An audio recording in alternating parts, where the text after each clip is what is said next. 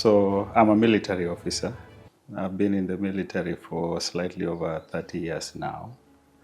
I joined as a specialist engineering officer with the Kenya Air Force.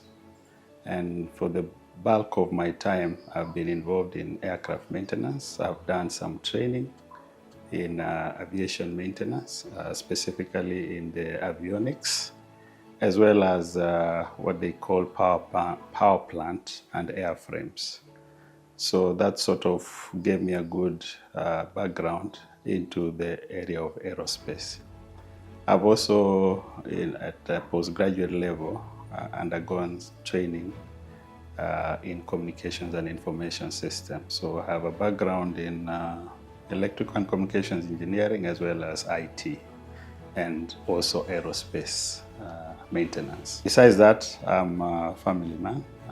I'm married to one wife, and I'm blessed with 3 children. And I've been at the agency now for slightly over 3.5 years.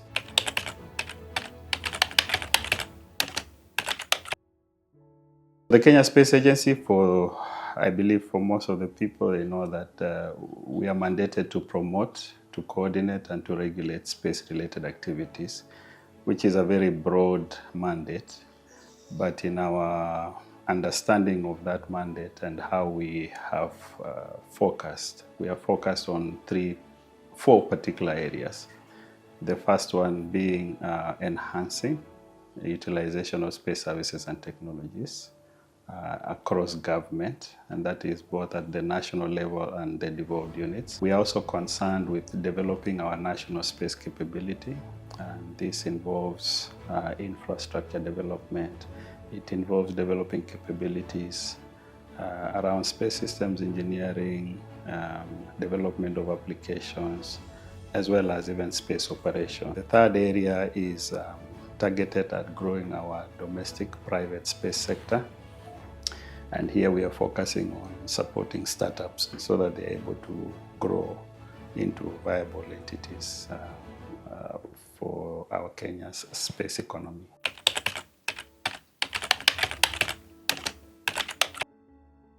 So in terms of vision, I see our overarching vision to achieve autonomous access to space for Kenya. That involves a whole host of activities. It involves developing capabilities on space systems engineering to be able to develop satellites. It involves developing capabilities on the launch to be able to actually launch those satellites. It involves capabilities in actually operating those satellites when they're out in space or space operations, as well as now accessing data from those satellites in terms of downstream applications. So a whole range of upstream, midstream, and downstream applications.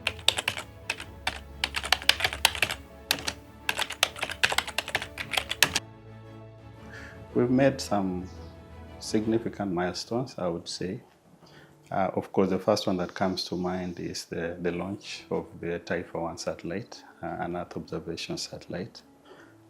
Even though it was a small satellite, it was important for capacity building, for getting our engineers to be acquainted with real operations of a real satellite that is operating out in space.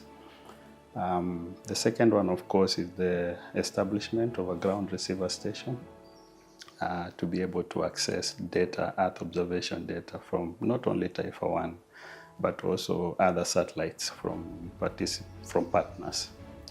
The third area, I would say, is we have now hosted 2 successful editions of Kenya Space Expo and Conference, which is important for awareness creation across the public and government on the utility and benefits of space. The other one I would say is development of the strategic plan, the 2023 to 2027, as a key outcome. And also, maybe fifthly, is the development of a very comprehensive Kenya Space Policy. We call it the Draft Kenya Space Policy 2025. as well as the draft Kenya Space Bill 2025. I would count those as significant milestones.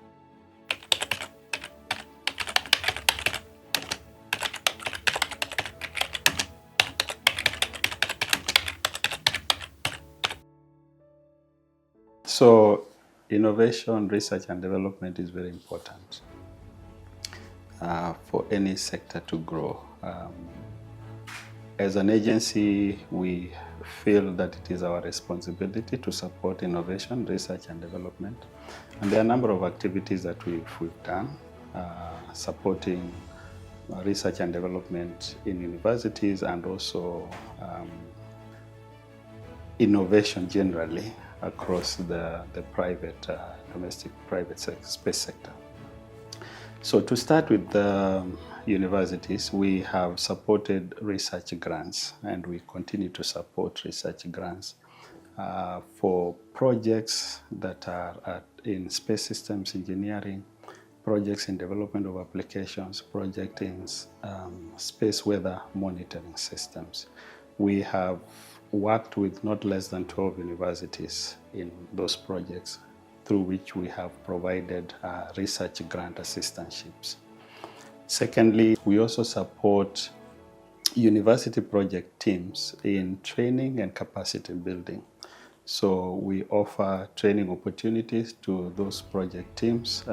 Most recent one was a training that was conducted, I believe, in October in Malindi Space Center, targeted at 5 university teams that were involved in projects on small satellite development. The third area is work that we are doing with our partners, specifically to support what we call the Africa Earth Observation Challenge, which is an annual challenge that the Kenya Space Agency has been hosting, the pitching event.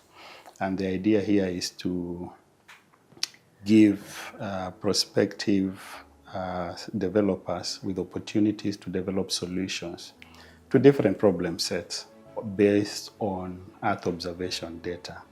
And we've been able to realize very good outcomes. As a matter of fact, the last edition had 2 Kenyan startups emerging as the overall winners.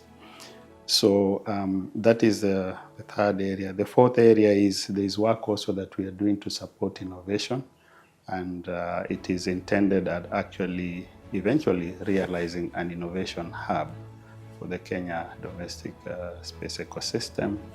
So there's work that we are currently doing. We have done an ecosystem mapping, we have done a roadmap development, and now we are going into the stage of actually, working on the key milestones towards development of the innovation hub. We have also developed a very elaborate research policy document, so both policy and strategy documents that support the research and innovation activities at the agency and also in concert with partners.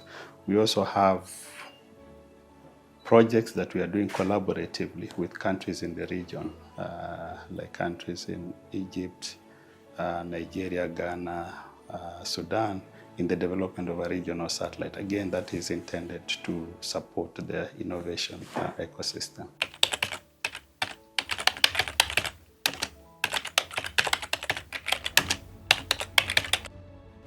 We value international collaboration as a means to achieve our strategic objectives.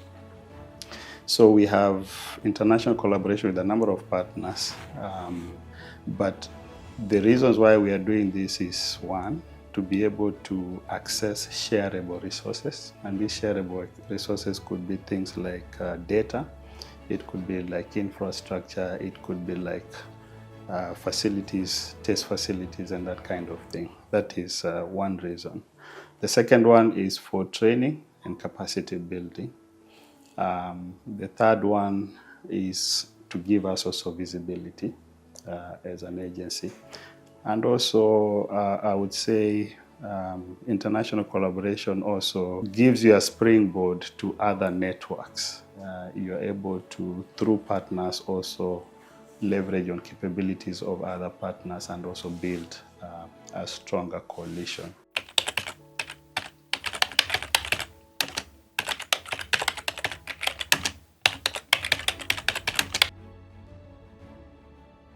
This is an area that I would like to encourage our youth because in space, if you are talking of all the modern technologies, whether it is artificial intelligence, whether it's machine learning, big data analytics, quantum computing, all those find applications in space, and we've just barely scratched the surface. So there are immense opportunities. I welcome all the youth to be on board in this exciting journey in space exploration and exploitation.